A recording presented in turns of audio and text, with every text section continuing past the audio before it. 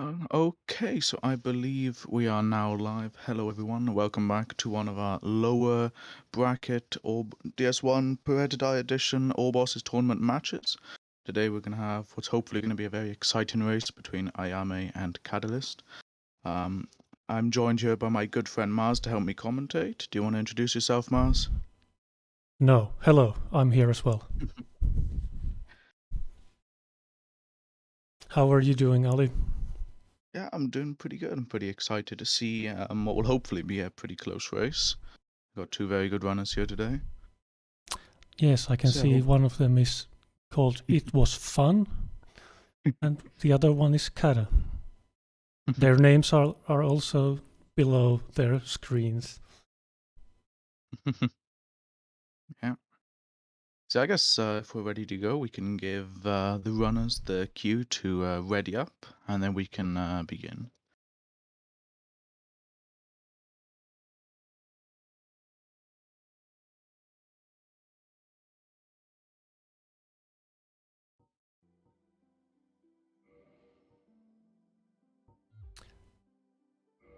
And the countdown is a success. Here we have the this- nice minus 30 on Kata's side. Yes, it's nice to have some time in the early morning or early afternoon, wherever you are.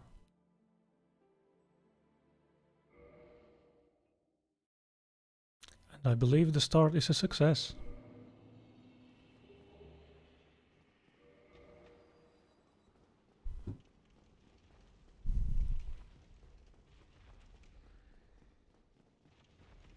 Yeah, so we are underway. So both runners are going to be doing the most up-to-date ES Malus route variant. So they both start as Thief with black fire bombs, because Thief starts with the Master Key by default, and they want the fire bombs to be able to kill Asylum really quick here at the start, instead of having to run around and do him with melee.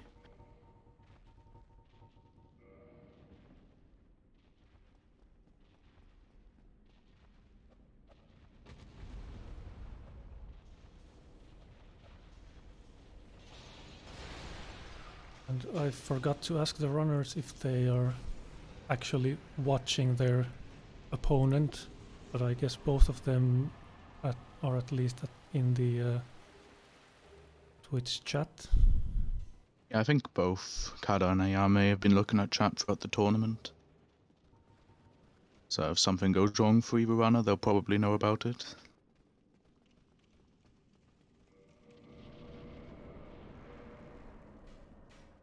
So yeah, as you can see, Asylum goes by pretty quick with bombs. It's just 5, and then he's done.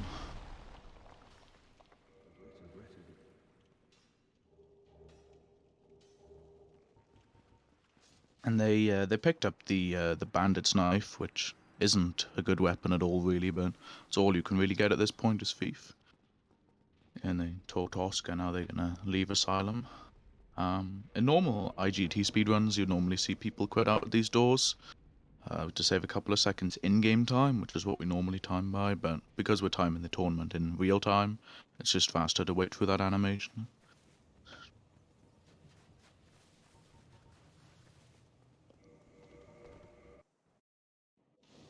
Both opening up the key setup menu in order to skip the arrive to Lordran message, which prevents you from running or sprinting as you arrive. Yeah, that is true.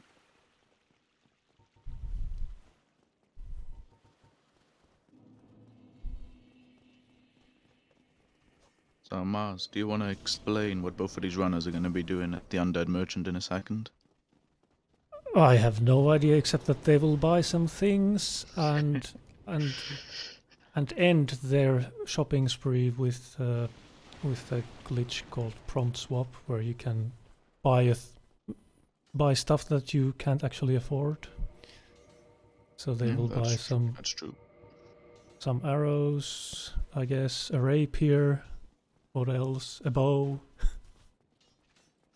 I haven't actually run this route myself, so I don't really know what they're doing menu-wise. So they get the bow, rapier, and shield and some arrows, and then they perform the glitch Mars mentioned called prompt swap, where basically you place the mouse over one of the arrows in the merchant menu, and then press A or X on the controller and left mouse click at the same time, which will bring up the confirmation box to buy an item, but also switch over to another set of items at the same time, which then lets you buy items you normally can't afford, as Mars mentioned, which is what both runners did for the bottomless box, which they're going to use for a pretty big glitch later. So now both of them are going to take on the Taurus Demon, who is pretty weak to lightning, which is why they picked up the Gold Pine Resin. And when you mix in, and one good thing about the Bandit's Knife is it actually deals quite a bit of bleed damage. So when you mix that in with the lightning damage, you actually kill Taurus pretty quickly, as you can see. Oh, Ayame got hit there. It's not good. That was a bit of an early roll, but managed to kill him. That's good.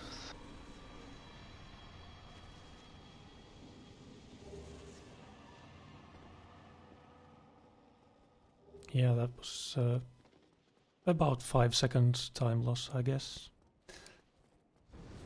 Yeah, around that, I'd say. So now they're going to shoot down the Hellkite Drake. Hopefully nothing bad happens here.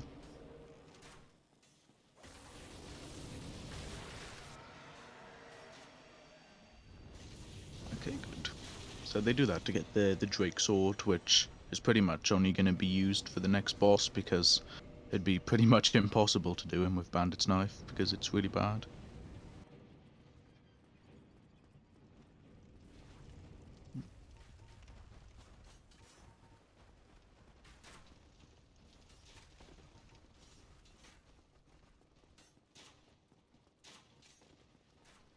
And both runners are approaching the I guess it would be the first sequence break glitch. Yeah. And neither of them take the or activate the elevator back to Firelink, so they don't want to die here. That would be a massive time loss. Yeah, so the reason this works is, as you can see on Kata's side, he riposted an enemy on a specific point on the staircase, which allowed him to actually trigger a death cam. And basically that's the camera that triggers when you normally fall into your death. So the game essentially thinks we're dying in this state, and in that state, the game doesn't load new assets like gates or anything like that. But because we're not dead, we can just run into Sense Fortress because the gate's not there and quit out, and then we can get into Sense Fortress without having to ring the bells.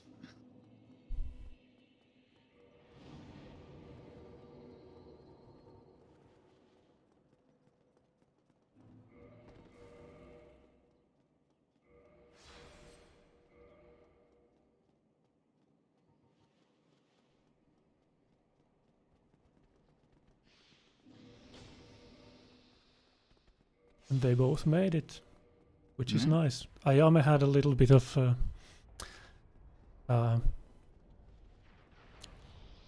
issue with the hollow he wanted to repost on the stairs, but he made it without dying, which is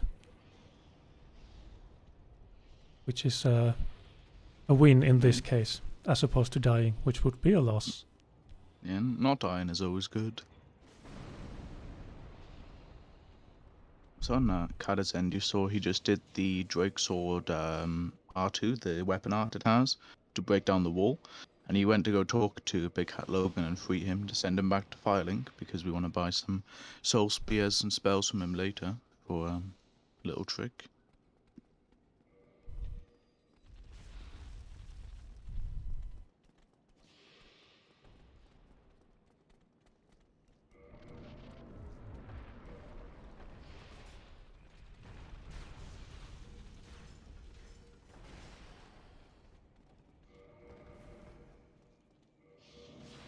And running around in Sense Fortress, or through Sense Fortress, shouldn't be a problem, since the boulder and the pendulums are on a fixed cycle. Yeah, a lot of casual players have a lot of trouble with Sense Fortress. I know I did the first time I played the game, but in speedruns it's pretty easy because everything's on a cycle. So if you do everything the same way, it will always go the same way, pretty much. So there's not much to worry about.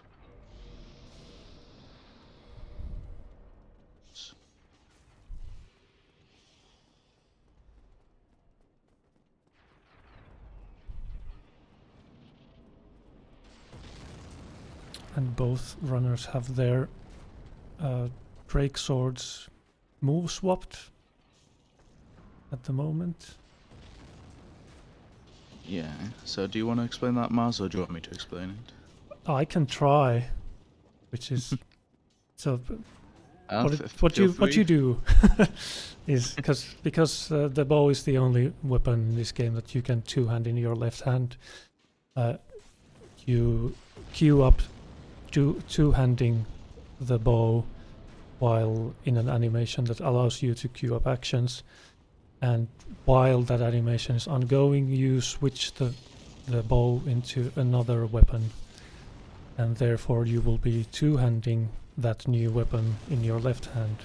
And since the bow doesn't have information for running attacks or backstep attacks or plunging or what's the other one? Rolling attacks, that information comes from the right hand weapon, which is why both of the runners have a rapier in their right hand, in order to get this very fast double hit, but with a more stronger weapon. Yeah, and we got to see both runners take advantage of that on Iron Golem there. Basically, the way that fight works is when you deal 400 damage below his knees, he'll stagger, and then if you deal 200 additional damage, he'll fall off. So you want to play the fight in a way that he's positioned so that he'll actually fall off the bridge when he falls, so that he'll die instantly. It's not the hardest thing in the run, but it does take a lot of practice to get good at. It's a pretty technical fight. Yes, with the unupgraded Drake sword, it takes, I don't know how many, is it 6-7 hits below the knee to get in the stagger? Yeah, it's 4 running attacks. Oh, okay. So it's probably 7 hits then. It's like, yeah, it's 8, I think. Yeah.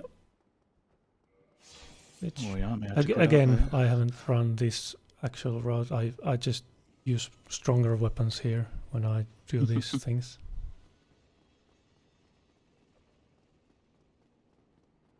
Okay, Kara got past the rafters safely. This is easily one of the scariest parts of the run, because if you were to die here, you would go all the way back to Undead Parish, which would pretty much be rip run. Okay, so Ayame did not get sniped on the ladder, that's good.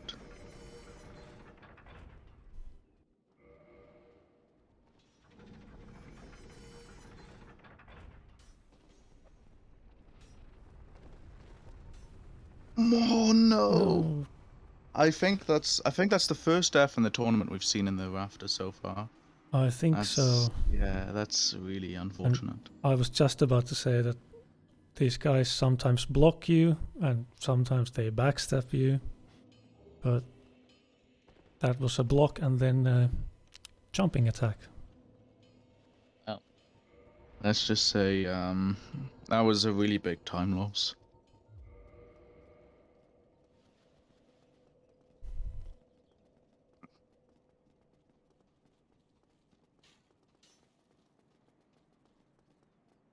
Yeah, so that gives Kado a pretty big lead now. Yes, and Ayame also killed the Hollow.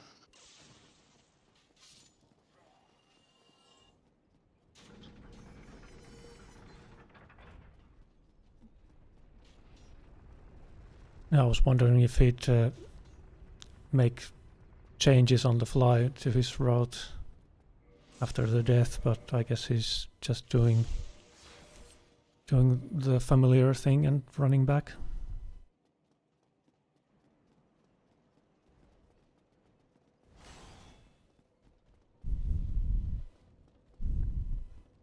Yeah. I mean, not much more you can do, really, unfortunately.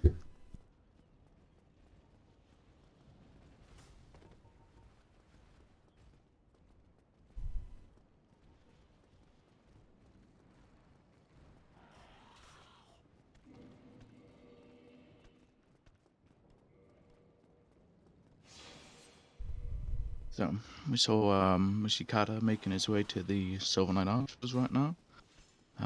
Not getting hit by battering demons, which is good. Hopefully Silver Knight goes well as well.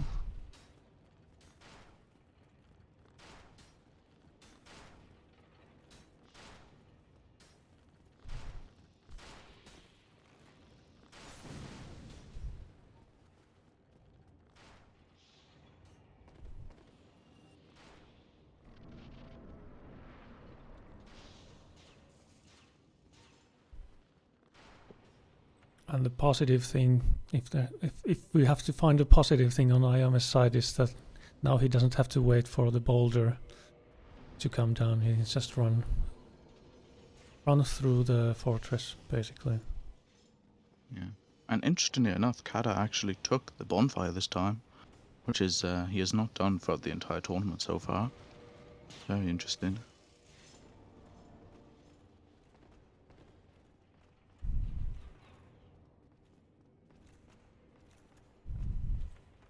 Maybe he knows what happened to Ayame, so maybe he wants to play it safe a bit, but who knows?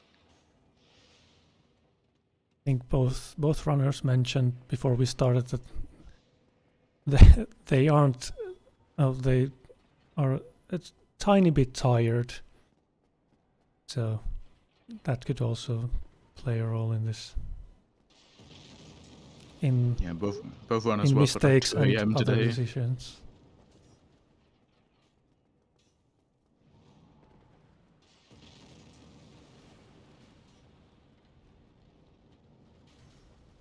Anyway, we'll see how ONS goes here for Kata.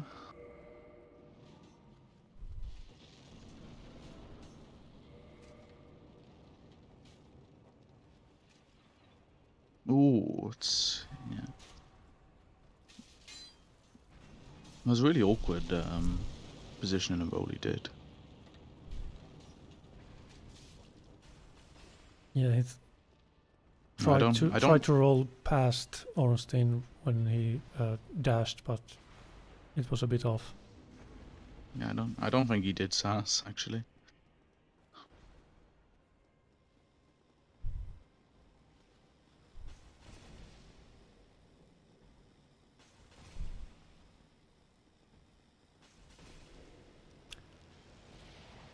And got a stun locking Smo with the Dragon Tooth running attack, or the move swapped running attack.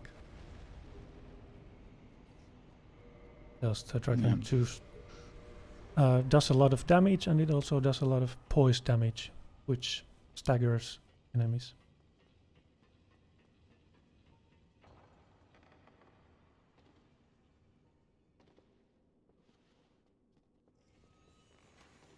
Yeah.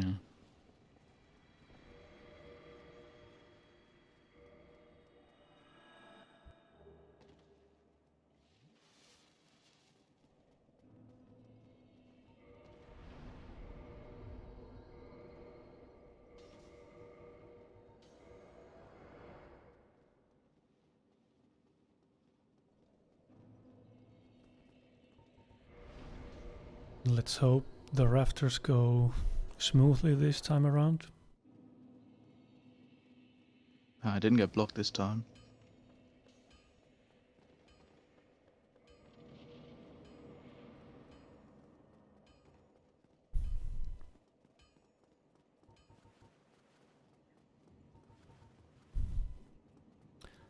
Now, after Kara has gotten his Dragon Tooth weapon from Anor Londo, he will go back to kill the early game bosses with it and ring the bells. Yeah.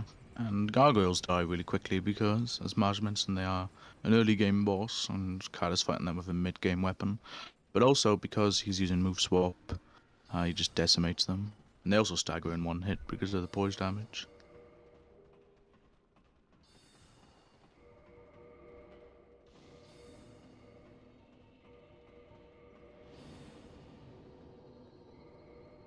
And he also did the move swap glitch there on the getting off the ladder animation. Very nice.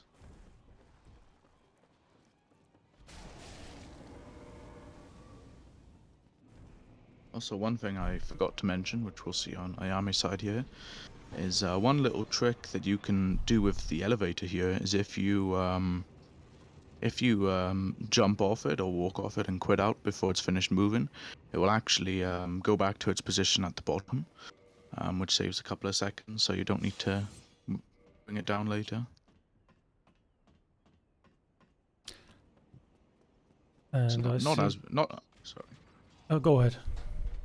Yeah, I was just going to say, it's not as big of a time save RTA than as it is at IGT, but it's still worth doing.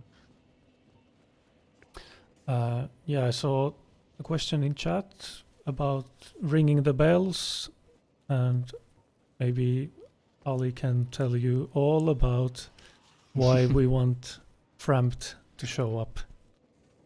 Yeah, we want to ring the bells in order, because it doesn't only open Sense Gate, also opens the pit in Firelink to get to Firelink Altar.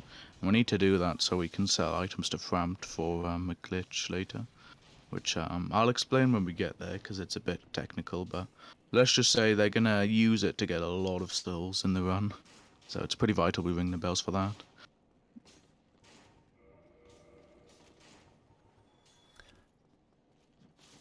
Monka Shake on Ayame's side right now. Yeah. Oh, going for the double R2. Nice. That'll swag. Also on Kada's side, we're going to see him attempt the Blighttown plunges. So basically the way it works is when you plunge onto a surface in this game, the game actually lets you roll out of that animation for a certain amount of time, and if you set it up correctly, you can actually negate lethal fall damage that way. So that's what Kada's going to attempt to do here to get to the bottom of Blighttown really quickly. And he got it, nice.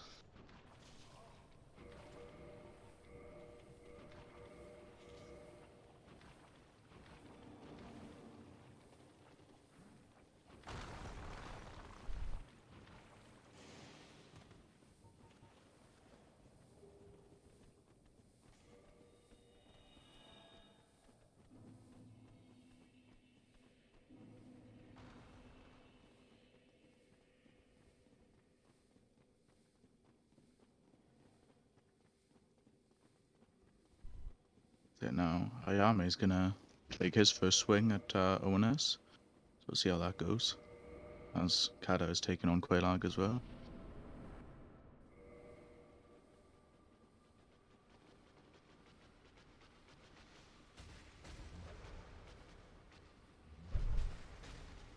Yeah, Kada staying close to Quailag's head, or the spider head at least. Well, she's probably gonna jump here now. He's gone that far away. Oh, never mind. That was lucky.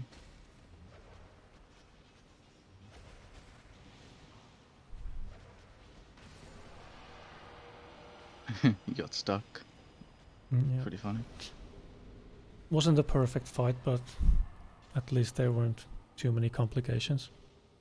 So ONS are not behaving on Ayame's side right now, so it seems.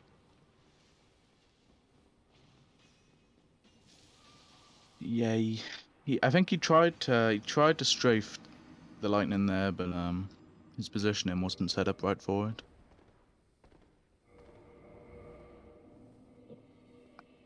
Yeah, I looked away for a second and I just saw the "Thanks Obama" message on the screen. Yeah, he got caught by the lightning, unfortunately. So now on Kata's end, we're going to see the glitch I mentioned called quantity storage, or well, Framp dupes. Basically, you saw he placed some arrows in the Quelaag soul into the bottomless box.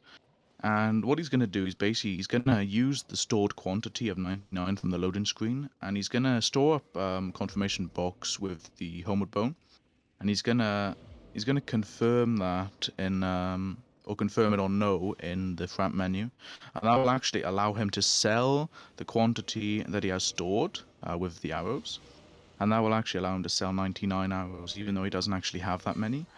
And basically that tricks the game, and the game basically thinks that because he sold more of the item than he has, then he must in reality have that number of the item. So he'll end up with 999 arrows, and then he's going to store that quantity and do the same thing with Quelaag Soul to get a bunch of souls really quickly. So you basically scam Frampt essentially.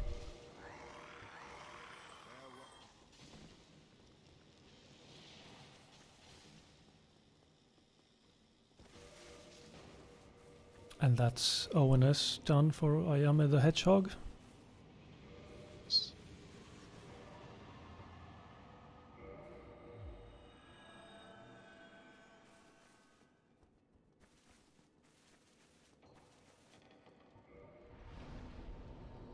Kata is winning right now.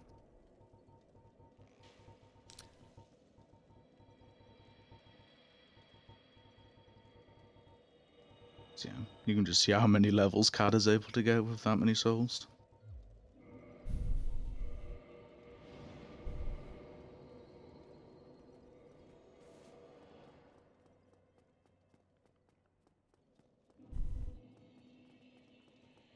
And I think he also bought a bunch of spells from Logan.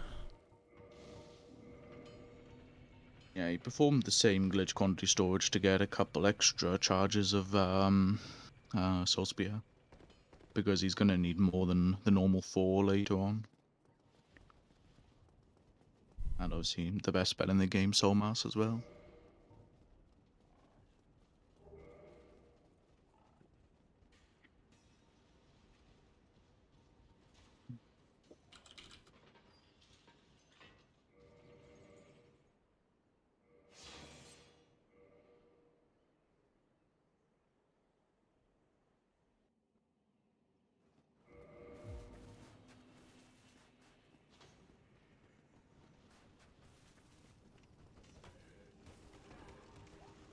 Yeah. So one of the nice things about this round is you can actually do Soul Spear Stray, whereas in the old version you had to do DT plus 0, which is just awful. But with Soul Spear and Soul Mass, it's actually a pretty nice fight.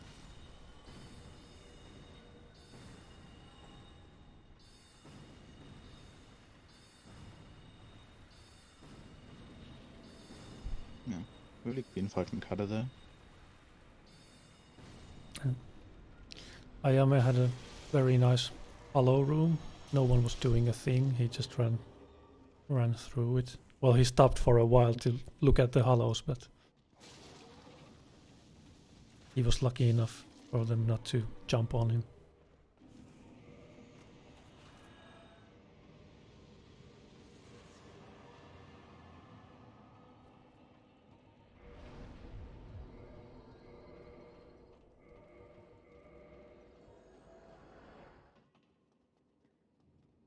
And Kata's going to make his way to the Painted World now, which is why he killed Stray early. And the reason he wants to do it early is because it saves a couple of seconds, and also because we want to get an item called the Red Sign Soapstone from Painted World for a very major glitch called ESM, which will let us glitch in the red tearstone ring into our inventory without having to pick it up.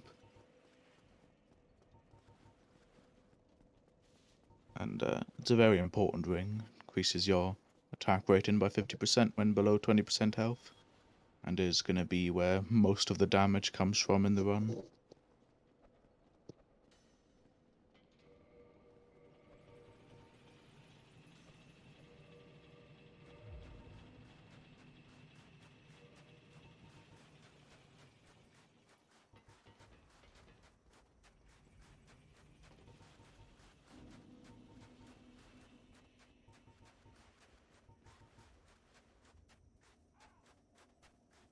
And yeah, he shouldn't have any issues here in Painted World. Even though the enemies do a lot of damage, he has a lot of levels and a lot of health to survive any random hits that might happen. So we'll see if Ayame goes for Blighttown Plungers here. I know he's not really the biggest fan of them, so we'll see.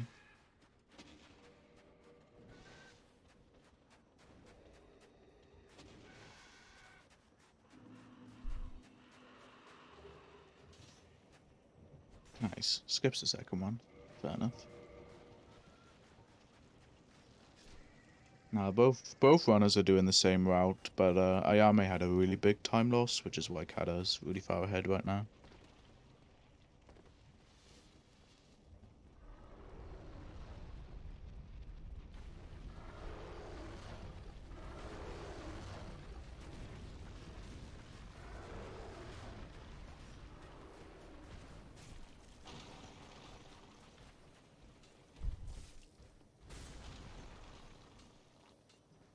Yep, Kata takes a few arrows in the back, but doesn't really mind.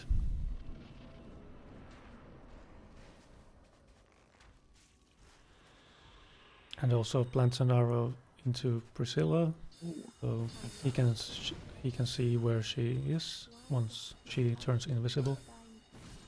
I've never seen the lock-on work out that way before, where it just goes like right next to you. Pretty interesting. So now Kata's going to perform the equip slot manipulation glitch. So what he's going to do basically, he's going to perform quantity storage again to buy 999 pikes from Andre. And basically in this game there is a weight limit which is left over from Demon Souls, but they set it at 10,000 weight units, so it's pretty much normally impossible to reach casually. But with quantity storage we can easily overflow that number. And if you do that, we enter what we call a crammed state, where you cannot pick up any items with weight, and for some reason you also cannot unequip rings either. And if you attempt to, you get a little error message, and then for some convoluted reason, the game then lets you equip items from other equipment slots into your right wing slot. So we set it up in a way that we can equip the red sign soapstone into our right wing slot. And that turns it into the red tearstone ring, because the RTSR actually shares the same item ID as Red Sign Soapstone does. And yeah, that saves quite a bit of time over having to pick it up normally. And it's a pretty simple glitch to execute, but it's more difficult to explain. Yeah, I still have no idea why it works, honestly. It's like really so weird.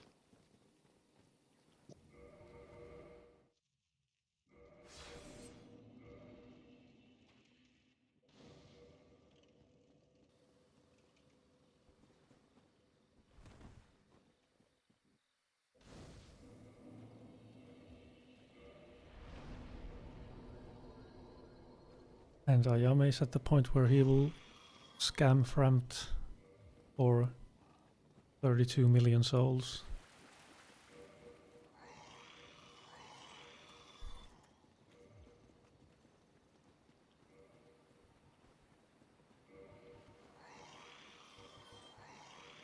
Yeah, both runners are dirty scammers, unfortunately, when it comes to Framt.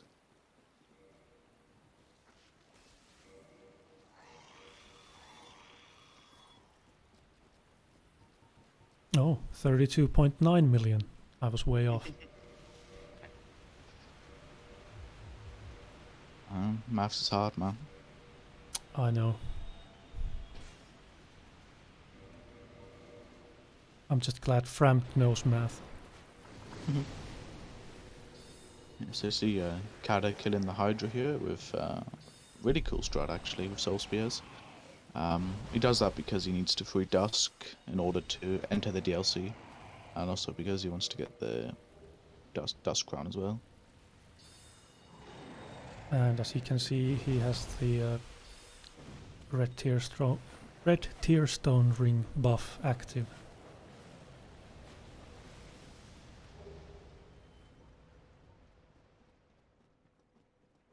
So making the game believe that you have the RTSR equipped has worked. Yeah. One of the dangerous things though about ESM routes is because you never actually have the RTSR in your inventory. If you unequip it, or if you equip Red Sign Soapstone into your item bar, you will actually just lose the RTSR forever until you do ESM again. So you have to be careful with that.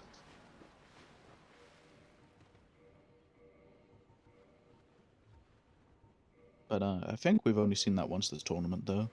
Hasn't happened to many people.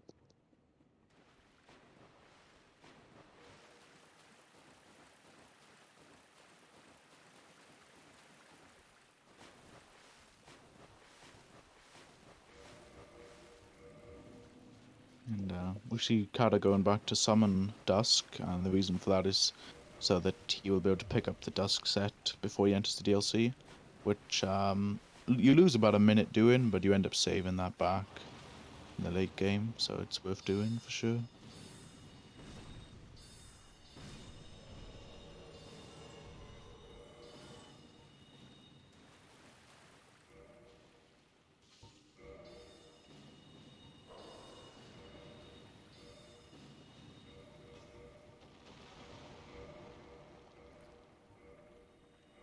Oh no.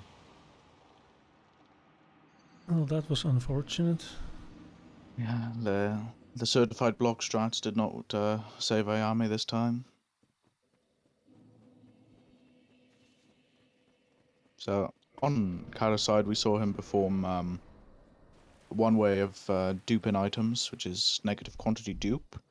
And basically, the way that works is he quantity storage 998 Ulysses Catalystz. And basically, after he's done that, if he looks at them again, the game basically runs a calculation on what is the max number of the item you can buy versus what you have in your inventory. But because obviously the max is 1, because you cannot buy multiples of a catalyst, the game just detracts that number from your stored quantity of it, which then gives you a negative quantity. And if you open a double menu through some shenanigans, that you have two menus open at the same time, the game actually lets you drop the negative quantity, and if you do that, then the game dupes the item for you. So now Kata has 99 dragon scales, which will let him get DT plus 5, which is really powerful.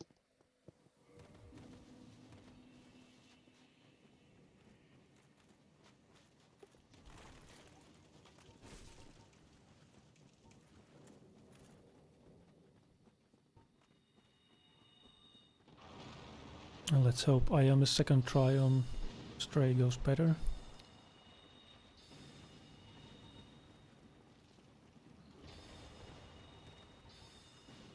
A slight whiff on the Soul Spear.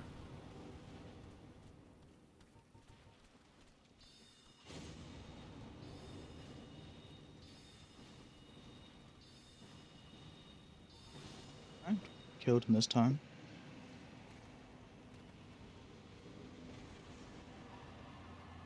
Meanwhile, Kata is on his way to Sif.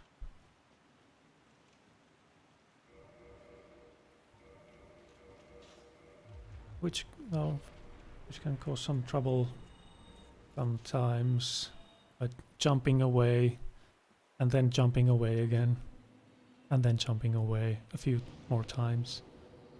Yeah, and both Can be a runners bad are actually, yeah, both runners are part of the Magic Sif squad. So, I should not have said anything. I should not have said anything. I was just about to praise Kata for doing Magic Sif.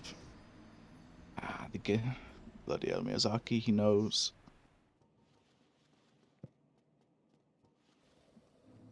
Well, rip. Well, dying there is not the worst time loss, at least. Yeah, that's true.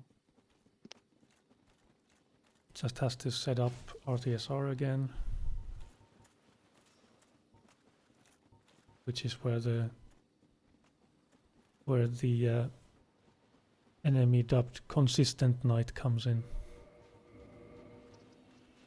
Yeah. Luckily, she's actually consistent in this route, unlike in some others.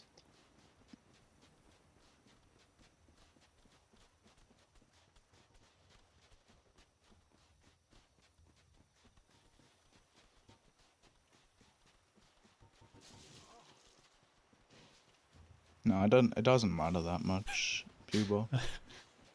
Ayame taking revenge on some hollows.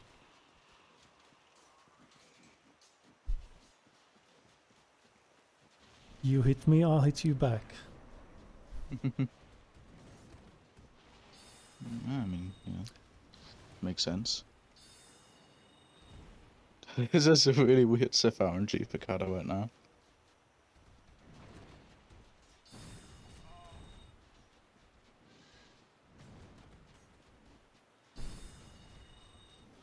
Well, got him down.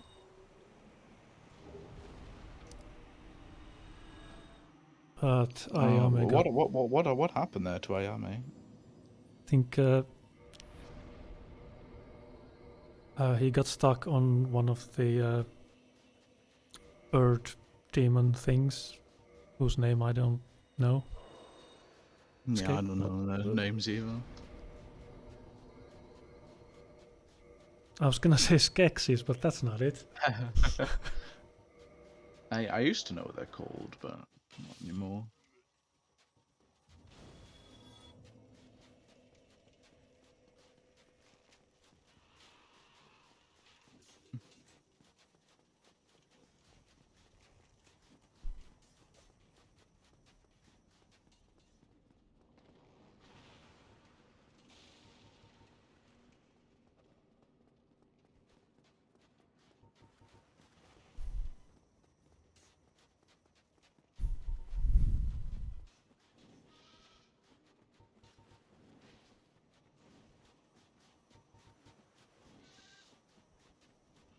Well, this time we'll execute it. Going on the left side and going on the right side.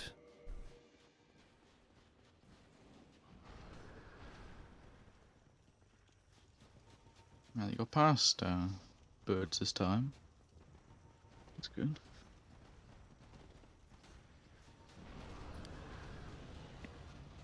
And, nice little trick that he did there was he actually landed on a little invisible ledge, which lets him get to the bottom of the bridge, which skips having to go get a key and do a couple of things.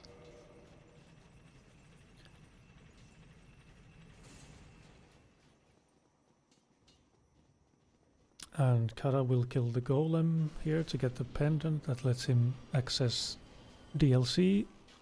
Will we get Zero Cycle Trident? Ah, not today. Feels bad, man.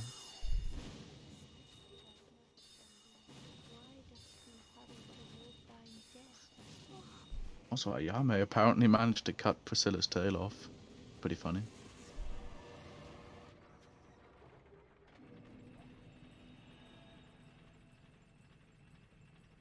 And on the right side we see Kara getting ready for Duke Skip, which is well, you will see. You just drop down on the elevator railing and roll down to that, whatever it's called, a balcony thing. Thus skipping the scripted or the mandatory death at Seath's first encounter and skipping the whole prison thing.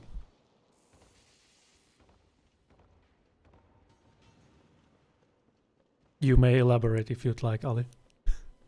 Yeah, it's one of the oldest and still one of the biggest time saves in common use today. And yeah, as Maz mentioned, it just lets you skip all the prison, intentional death, and all that stuff. It's pretty easy to do as well. Just gotta land on the elevator rail and then land on a specific floor. And then that's all there is to it.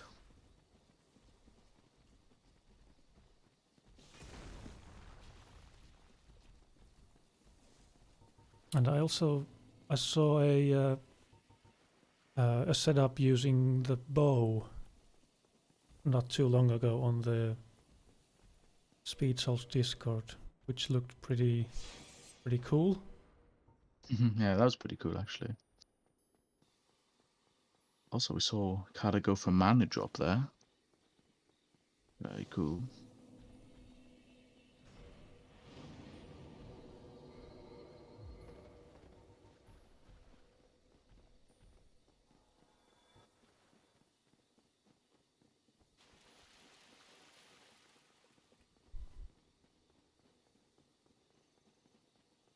Yeah, maybe Saz.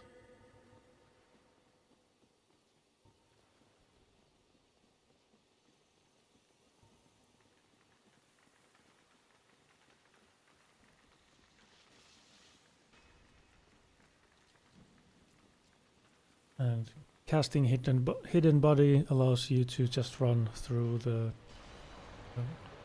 clam monsters there. You don't have to take a safe pathing.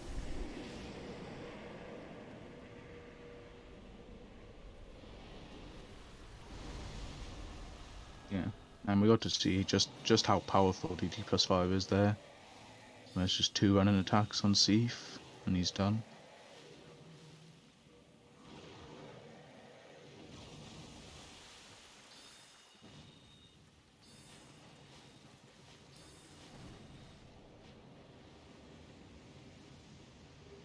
And Kada is off to the DLC bosses, while Ayame is preparing to do all the things required to access the DLC. So you will see the negative duping done again soon.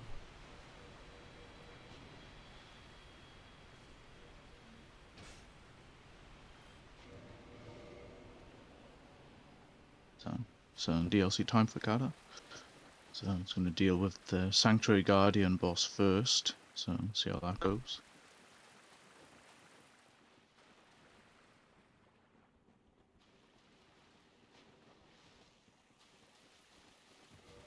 And I believe he will. The next bonfire he will rest at is after Artorias.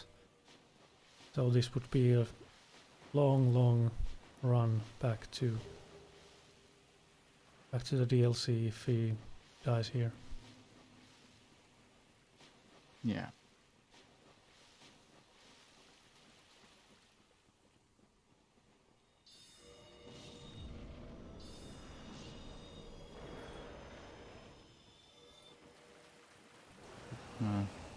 Lightning's not good. Only got 1 though, luckily. And that's Guardian. Very nice fight.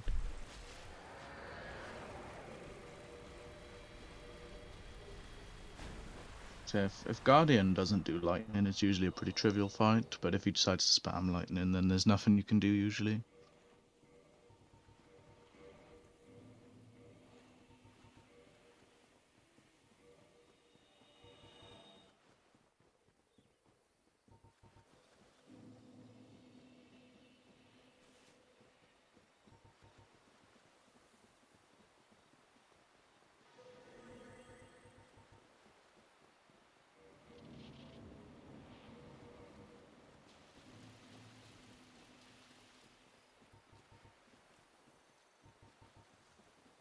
And Ayame is going to pick up Elite Knight set. And why on earth would he do that? Ali? Oh, we're gonna see on, ironically enough, on Kata's side right now. You're gonna see he's gonna be able to roll mid-air, which is normally you're not supposed to do, not allowed to do. There's a lot of tech that goes in, but that's behind it. But in simple terms, basically, there's like a floating point error or some technical term that you, I guess, reach when you reach a certain weight equipment load. And it's an extremely precise number in this game because 30 FPS and everything. But if you reach that number, basically the game doesn't stop you from being able to chain rolls midair, which is allows you to negate full damage, just like with plunges.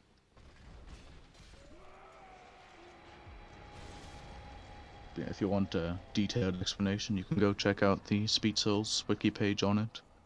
But yeah, I don't know that much about it.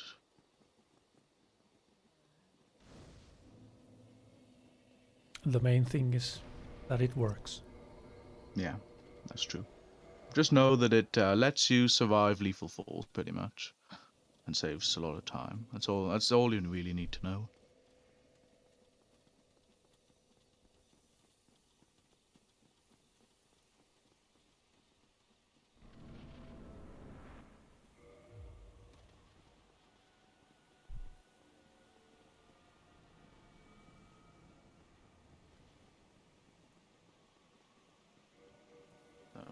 seeing Gwendolyn here from Kata. Could have set up RTSR there, but opted not to.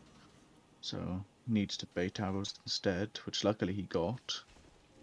But unfortunately, too slow, yeah. So if you don't have RTSR, you need to bait out arrows so you can stagger Gwendolyn, because it takes 2 running attacks, which would have worked for Kata, but as Mars mentioned, he was a bit too late.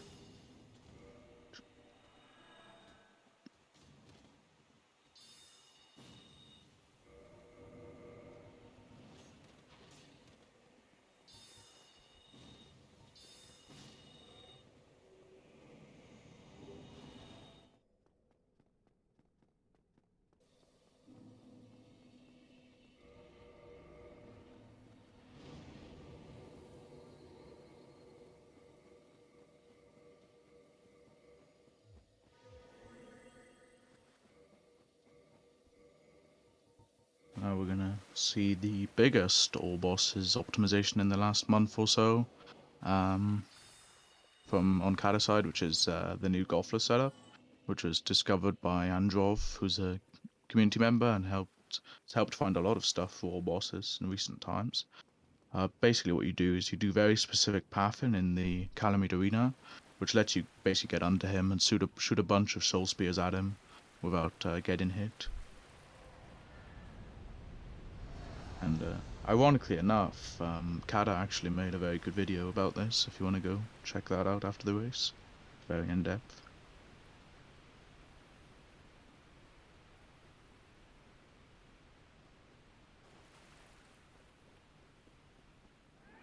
Yes, and here's... I believe this is also where one of the major time saves comes from getting the Dusk Crown, or the Crown of Dusk, which you had to go back through the lake and very slowly retrieve earlier, and it allows Kata to kill Calamite here in 2 cycles instead of 3, I believe. Yeah, so you lose a minute getting Dusk Crown, but you save 1 cycle here, which is 30 seconds, and you're going to save another 30 seconds later on 4 Kings, which we'll see in a bit. Plus some other minor time saves. Yes, and smaller time saves throughout the rest of the runs of the run because of the damage increase.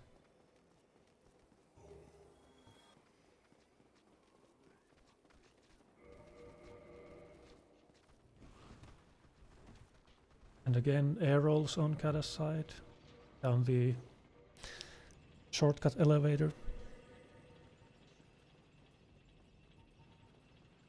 Meanwhile, Ayame is preparing for Duke Skip.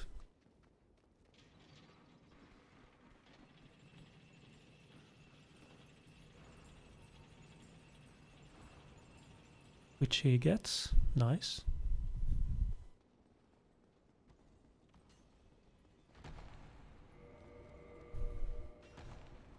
And a few more air rolls for Kata. You can see the air roll glitch is very useful.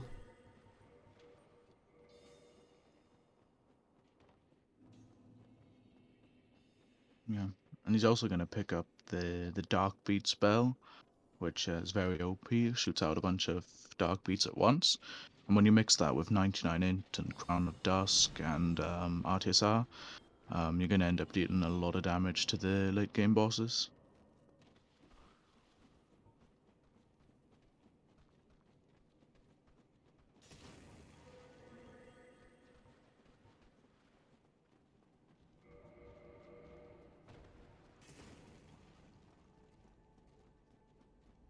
And I believe Ayame will also do what is called the manly drop with his patented setup here, which is to run towards this crystal and jump.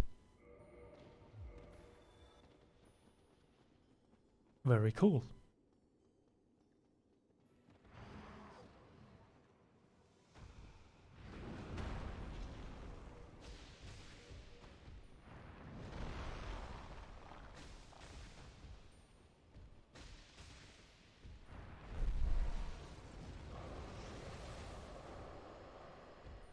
Very nice fight there from Kata.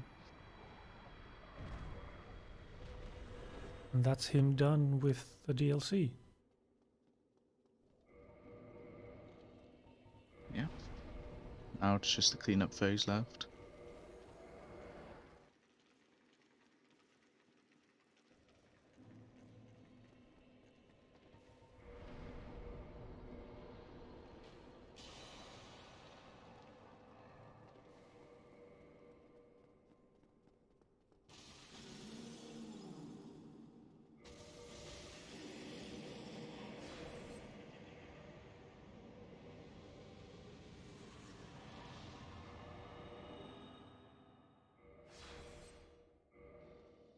And we see Kata quitting out next to this elevator here. And each time he quits out, his character will be pushed back a little bit.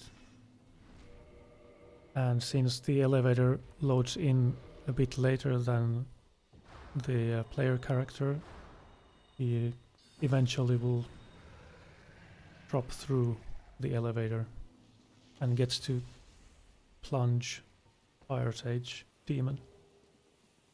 Yeah. Which is nice very, thing, very fortunate. Yeah.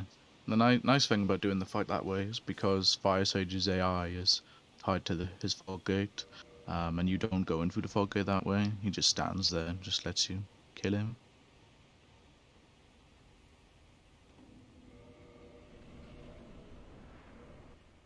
Actually, one of the coolest tricks in the run, actually, in my opinion.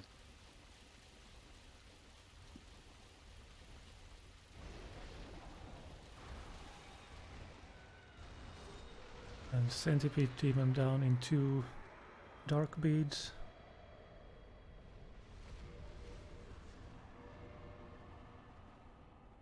As Ollie said, this is the cleanup phase of the run, which is where the actual bosses won't really give you any trouble, because you just go in and you use dark bead and kill them in a few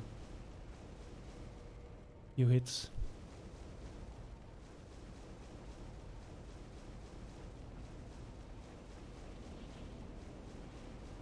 I hope everyone has their shades ready for Hyzalith.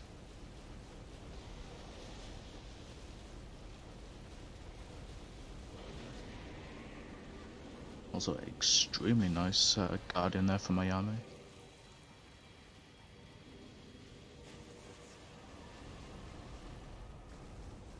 And it's quite a cool strat because when he does like the wave attack, you can attack him during it. And when he's facing the wall, he will always do the lightning. So you can just stagger him on the second hit and then kill him. It's very nice.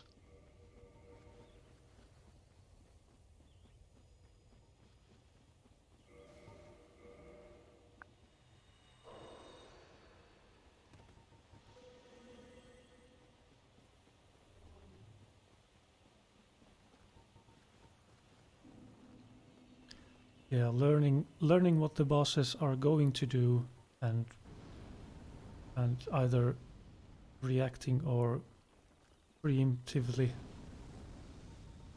doing stuff to counter that is very rewarding once you start getting it down. Yeah, absolutely. So, Mars, do you want to explain the Toki bombs we're going to see on Kata's end here? Sure. So, what Kata will do instead of fighting Bed of Chaos as intended, he will run directly down the mid and feed. I mean, he will run down mid and throw a couple of bombs to hit the glowing orbs on the sides here, which normally you would have to go to both sides and hit those things in order to open up this passageway in the middle. He just goes there, stands on a slightly precise position and throws the bombs and gets through on the first try. And the nice thing is that you can aim the first bomb for a long time, so you can be as low as you'd like. But the second one is you're on a timer basically, because you will get firestormed if you take too long. Yeah. But it's like, once you've done it a couple of times, it'll be pretty easy and fast. So Kata's signature was well known for failing that there was the second bomb on important runs, but didn't happen this time, luckily.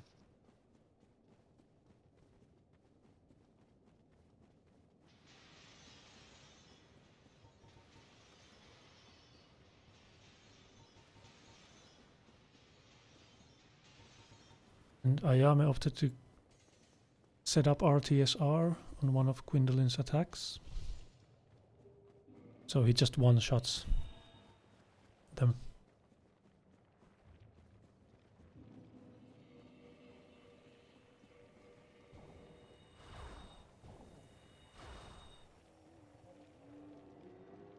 So now it's going to be time for Gothless for Ayame, so hopefully that goes well for him. Meanwhile, Kata just took down Ceaseless.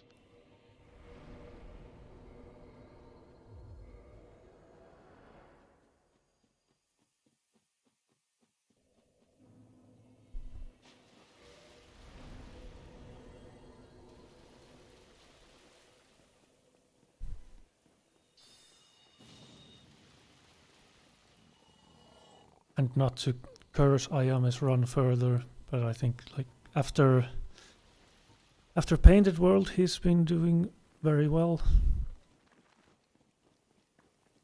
He's been pretty clean. Yeah. And I don't see him failing to do Gothless Calamite in 2 cycles. He's been pretty consistent with it from what I've seen. Yeah.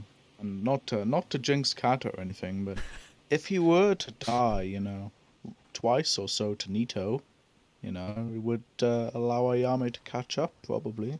Not saying that I want that to happen or anything, but, just saying it's possible.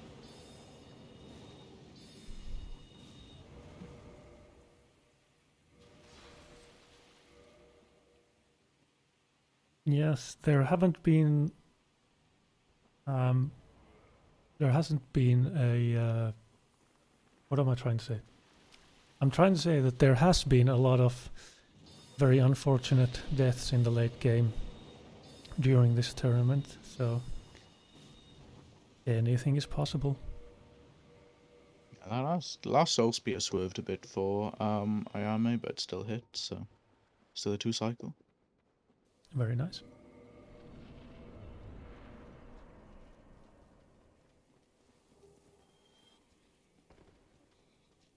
That's right, Duck. Everything is perfect. Nothing can go wrong.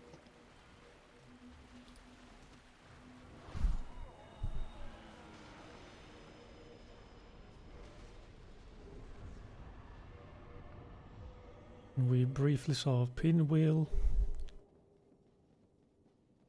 which is an enemy on the way to Nito. It is also counted as a boss.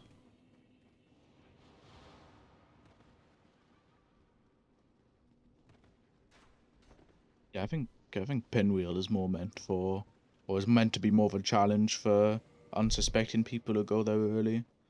Because if you go there in the early game, he actually does deal a lot of damage to you. But obviously at this point, we're just so OP at this point. Exactly. The fight is not at all trivial. You're casually playing the game and don't know what to expect.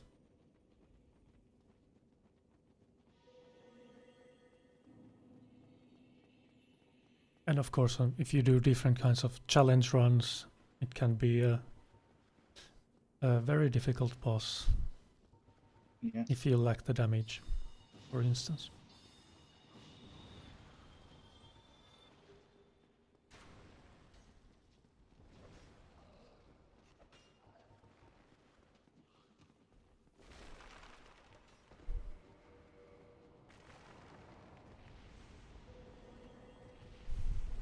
And now Kada's gonna take on Nito. Hopefully he doesn't get any screams, but there is a nice trick he can do if that happens though, but we'll see.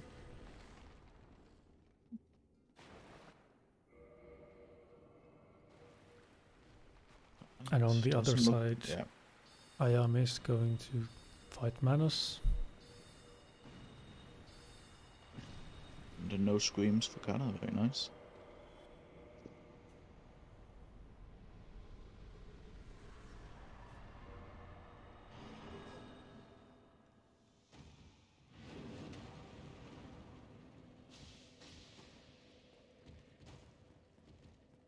Oh, no. Yeah, that was a really early roll.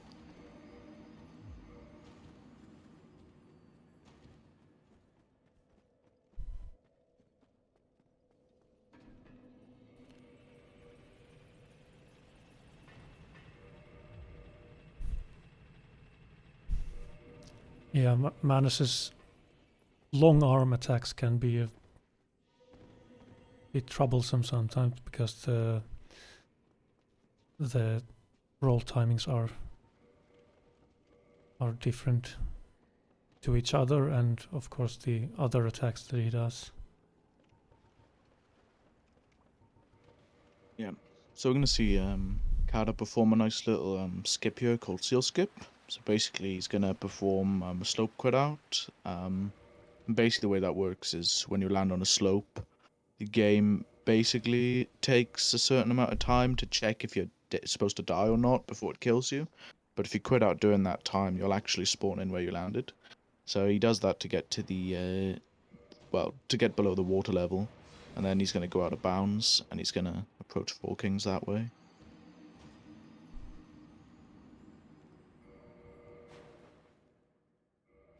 I didn't see what happened to Ayame. Yeah, neither did I. Safe to assume that something went wrong.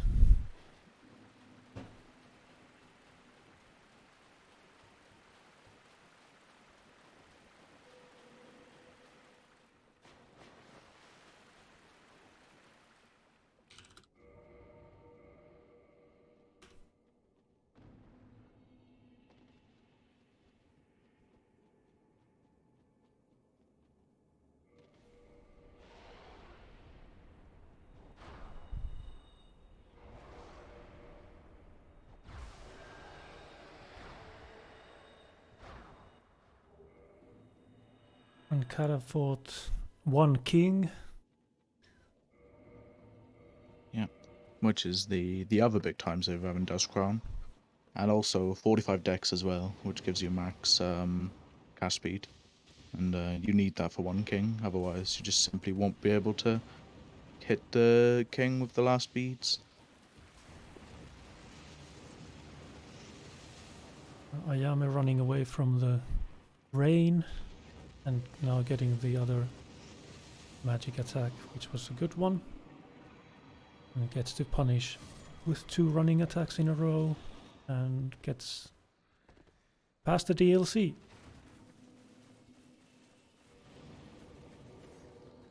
Yeah, not the cleanest, but he got past.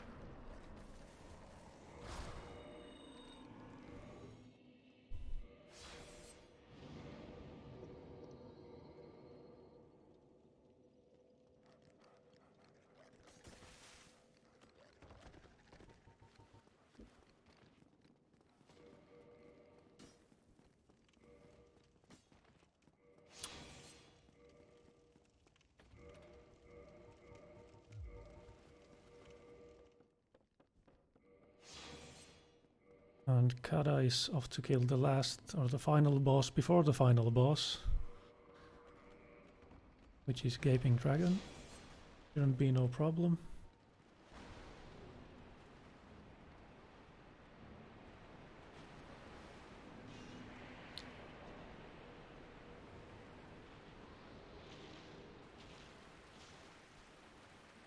Meanwhile, Ayame got the Fire Sage elevator clip without any memes.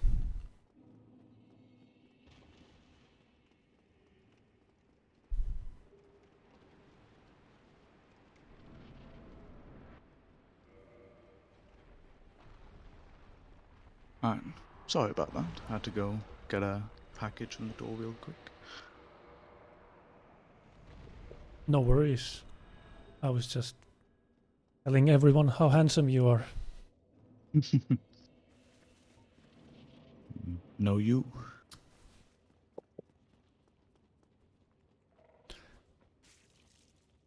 Kara is going to go kill Gwyn, and if he doesn't get any insane PC crashes or lightning strikes from the sky, it's pretty safe to say that he's gonna take this one. Yeah, it looks like he's on pace for a mid 111 RTA, which is really good.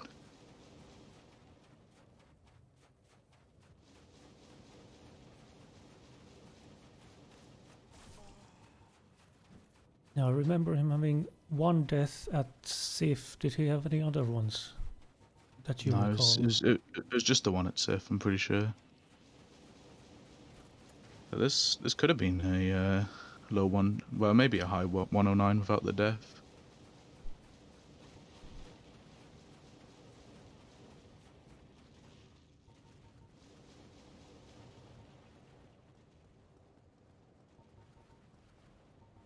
Yeah. Let's get some fantasies in the chat.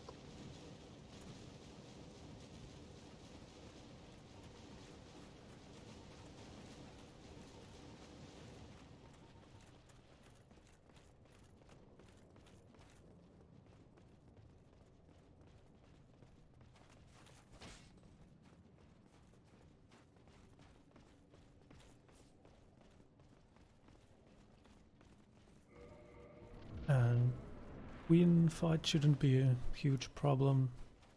Just one parry gets and the he's parry done. and the old reliable dark beat does a lot of damage. Yeah, GG to Kara. Yes, well played.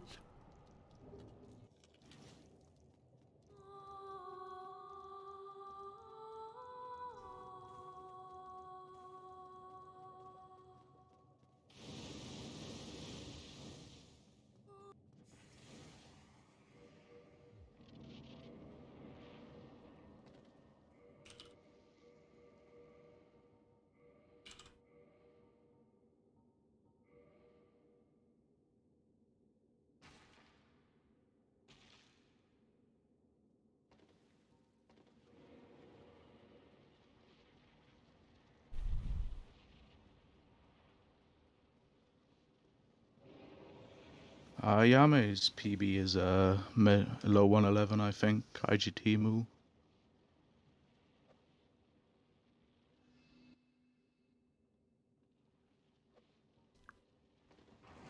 And his setup for Toki bombs is a little bit more. He's positioned a little bit more backwards than I've seen a lot of people do it. Seems to work for him.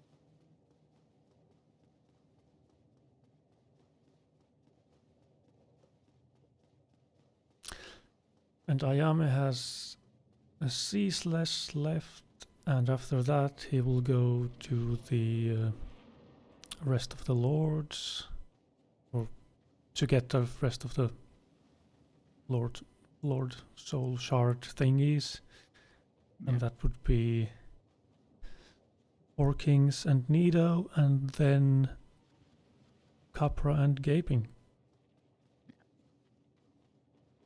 There's not too much left.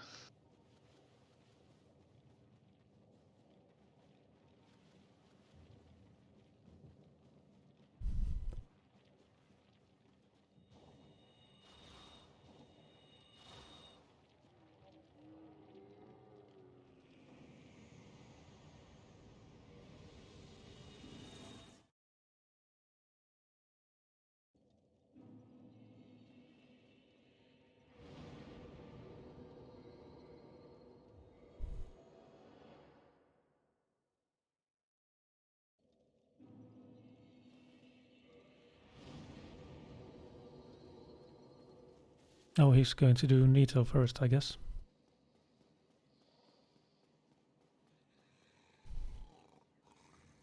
Yeah.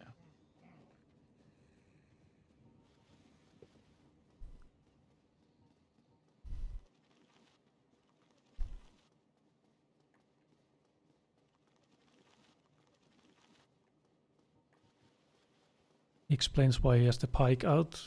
It's for getting to that equip load that allows you to air roll.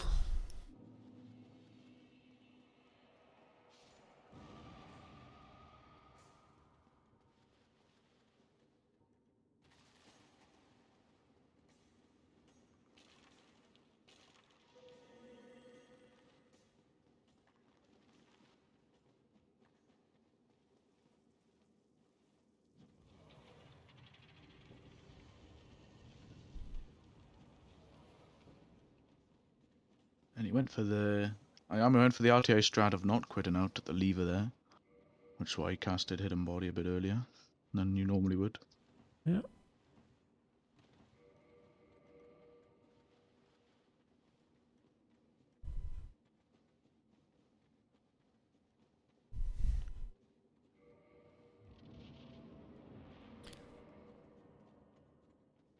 And the effect stayed long enough for him to not be noticed by the bone wheel skeletons either, which is always nice. They can be a bit of a pain.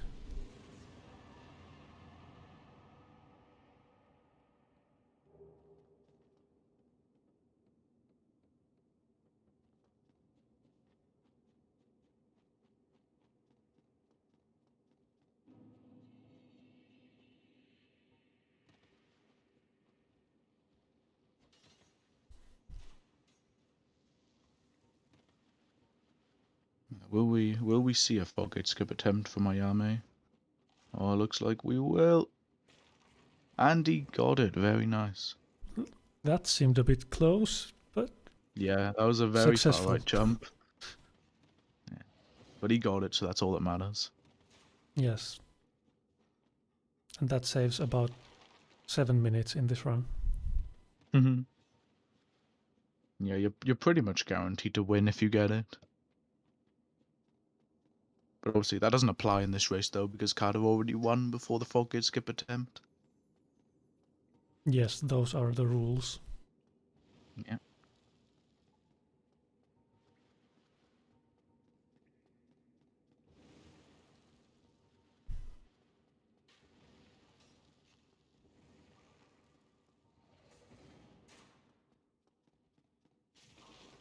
Oh, that's an Monka shake. that's a weird arrow to catch.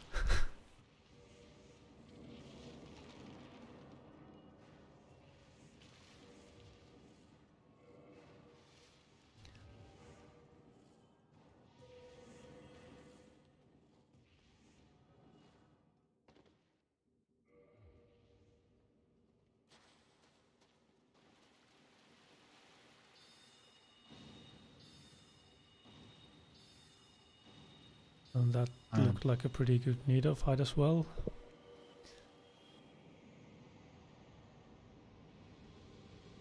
So we didn't get to see the insane scream strat from either runner. So I guess basically what you can do if you get a scream is if you basically the actual hitbox of the scream itself is actually just like a really tiny orb essentially. So if you two-hand your right-hand weapon and block, will actually spread your legs just far enough apart that the hitbox doesn't collide with yours, and then his sword just goes right through your character model. It looks pretty funny. Yeah, just make sure that you're wielding a weapon that has that spread your legs blocking animation Yeah. or stance. Doesn't work with every weapon. At least I don't think so.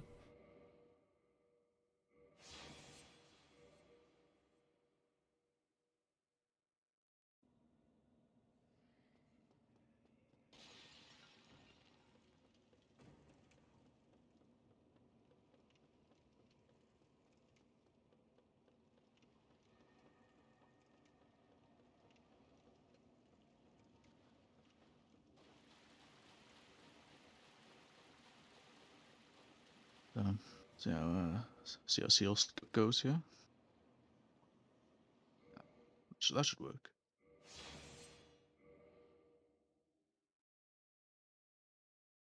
Yeah, nice.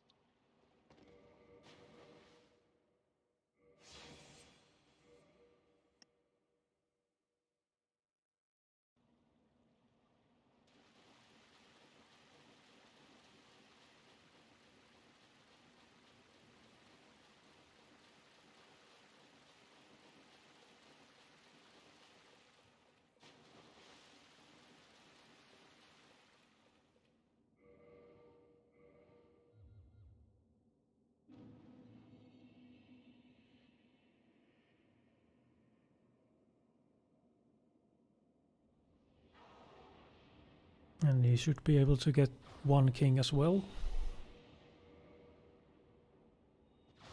So he shoots the first dark beat without the Dusk of Crown on to keep the king alive, and then equips the Dusk of Crown and just blasts the king with a few more dark beads, which is Looks just enough damage to kill the whole cumulative health bar. Yeah, looks like Ayame is not going to kill Kappa Gapin. He's gonna do the infamous Kappa Gapin skip. Well, I've heard it's frame perfect, so not many, even top level runners, don't go for this one. well, I guess he got it. Yeah, what a god gamer.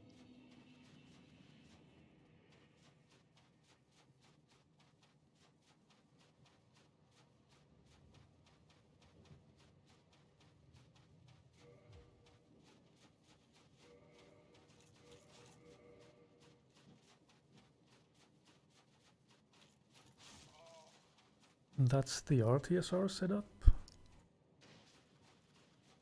Yeah, you just equip Dust Crown, and then you don't take a counter hit, but you just take the run and attack damage normally. It works out well.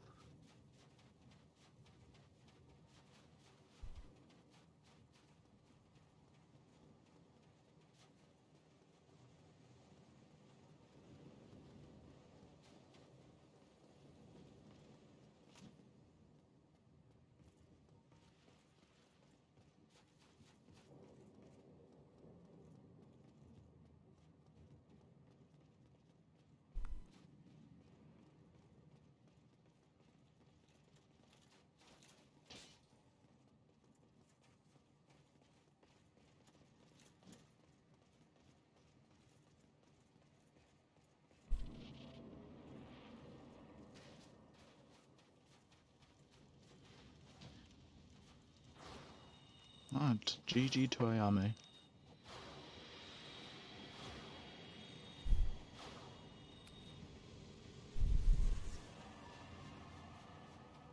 And he really kills Gwyn good.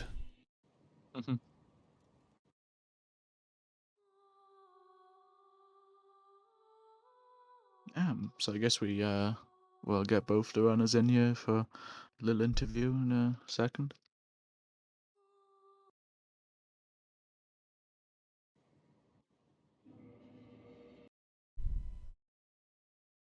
All right. Okay, hello, GG, guys, GG on the win, Kata, and GG on your run, Ayame. How are you guys feeling right now? Yeah, I'm hungry. Yeah, GG, Ahmed. Thanks for the race. Thank you, and thank you all for making it possible. That was a pretty bad race. I mean, a pretty bad run for me, but I mean, you do what you can do. I'm just glad that I made it this far and I could race one of the best. So that's No, it was all a I have to pleasure, say. of course. I'm very thankful to you for taking the time to practice and to enter the tournament and to compete. Made it really far into the bracket, so yeah, big GG's, Ahmed. Yeah, thank you. Yeah, so you were both relatively close in Anor Londo. There's just maybe 10 or 20 seconds between you. but then some unfortunate things happened for you on the rafters, Yeah. Ayame. So I wanted to ask how you felt after that happened. I mean, I kind of it felt bad, right? Because I don't know if there was anything that I could have done in that situation. I got both a knife on the back while I had the last guardian in front of me and I was attacking, so I couldn't dodge the knife or anything. So it's just I got double hit at the same time while I was in the attack animation, so I couldn't then do anything and I died. It was kind Yeah, of like really unlucky. you need to basically listen for the knife, and if you see the second guy approaching you, the only thing that you can really do is just quit out. You could also try to turn back and block the knife, like stop walking forwards, block the knife, and then deal with the second guy. But yeah, usually just quitting out is probably the best. Yeah, probably. I didn't react basically. Yeah, I mean, that happens. And of course, this is a high pressure situation in a race, even. So it's like getting into these edge case situations that you haven't encountered much in an environment like this. It's pretty hard to deal with. Absolutely. Mhm. Yeah, and on your end, Kada, you had a pretty smooth run for the most part, but obviously some things went wrong at Sif. So how did you feel when that happened? Yeah, so essentially, I knew I was dead as soon as I pressed the last R1 because I've been fighting safe with magic in remaster for a long time now. And every time I get this counter hit that I got, I know that I can just commit to the last soul spear because it's gonna kill. But with this route, I don't have enough damage, so the last soul spear didn't kill, and I got killed instead, right? So as soon as I pressed R1 there, I was like, oh no, I'm dead, and I was indeed, yeah. So that to save had obviously so this is a funny story that I need to tell. So I was talking to the commentators before the race about how there might be some technicians coming in to change like measurement devices here on the heaters in our apartment. And that's what happened like right at the start of the cathedral. So I took the ONS bonfire and I fought ONS while standing up without headphones and stuff. So that's why it was such a mess. But yeah, somehow I managed to actually survive it. And then basically right after ONS they left. So yeah, that was pretty funny. But um yeah, I mean I had a bad Gwendolyn, I had bad Quelaag, bad ONS, of course I died to save, but I was lucky enough that today this was enough. Next time that might not be the case. And for you, Ayame, after the death at Analondo, you had you died, I think, once on ONS, but after that Yeah, it that's was ONS. That was yeah. I think that was my first ONS death in the whole tournament. And that was because I don't know what I did in that combat. That combat was really bad on my part. Like I would blame it a little bit on the RNG because it wasn't ideal, but I played it so bad. I played it super scared, didn't punish anything, and I ended up dying. Yeah, Yeah, that's but one of the dangers in races. Like I want to say as a runner, is that you know that you only have one shot that you cannot reset. So you will try to not go as YOLO as possible as you might in a normal run. But then it results in the opposite problem when you play like too safe and you end up dying because of it. If you just played it Yeah, normally, it would have been better. But yeah, this is just something every runner has to deal with in a scenario like this. It's the same in marathons and stuff. So it's yeah. understandable. yeah, and the run you had after that though was actually really smooth until Manus. Yeah, Yeah, but yeah, it was yeah, pretty okay. yeah, other than that, it was pretty good. And I appreciated the infamous Capra gaping skip that you did. Yeah, I was going I've for I was gonna do it, but then I realized that it was already like I was getting close to the estimate, and Kata was probably getting bored, and I was like, "Yeah, let's finish this." No one wants to see Capra gaping again. Well, anyway, GG on your run in the tourney. It was certainly fun watching your races. I think it was Yeah, I mean, it was fun for me. I made it way way farther than I anticipated. I mean, I've only been running for like 3 months, Yeah, or it's really or impressive, 4. honestly. yeah. Yeah. And on your end, Kada, you're going to be moving on to the next round of the lower bracket. You're going to be facing me. How do you feel about that matchup? Oh yeah, I'm definitely looking forward to the race. It should be a lot of fun racing against you. but I know that if I play like this, it's not gonna be enough. So I need to put in some time. Yeah, it's gonna be hype. Yep. Yeah, looking forward to that. Yeah, so I want to, first of all, GG to both of you, and I want to thank Thank you again. Mars for restreaming this race and for commentating with me. And I want to thank everyone who's helped, commentate, restream, and Regal for organising the tournament. And thanks to everyone who's been watching and racing and whatnot. It's been a very fun experience. So Yeah, I want to thank yeah. you three guys, because you rescheduled. Because of me, this race was supposed to happen on Sunday, and I had some personal stuff come up that I couldn't. So thank you for rescheduling, Of course. giving me another chance to race Kata. Of course. No worries. Alrighty then. I guess we're gonna wrap it up for today then. There are no races currently scheduled because this side of the bracket that I'm in and where I'm with Ali is the furthest right now. So that we are basically the entire tournament is waiting on this branch. So we will schedule a race with Ali, and whenever that is scheduled, then that will happen. Yes. All right, cool. Well, anyone's got anything to add? I'd No, like good. to add a few things, which is Mhm. goodbye, everybody. Take care.